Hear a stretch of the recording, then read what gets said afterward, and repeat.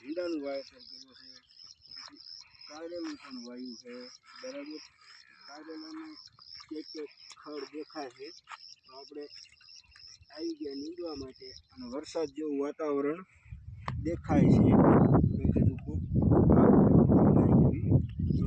વરસાદ આવે તો ઉપાડી નહીં બરાબર।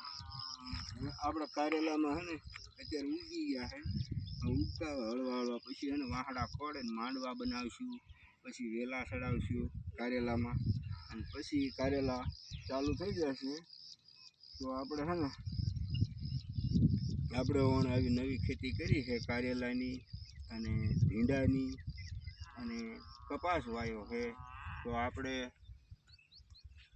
આગળ હજી બીજું વાવેતર હજી કરવાનું છે, એટલા માટે એને આપણે હવે આગળના બ્લોકમાં બતાવશું બીજો વિડીયો, બીજું હું વાવેતર કર્યું છે એ બરાબર। રોજ આપણા બ્લોક આવશે તો આપણી ચેનલને લાઈક કરજો અને ફોલો કરજો બરાબર।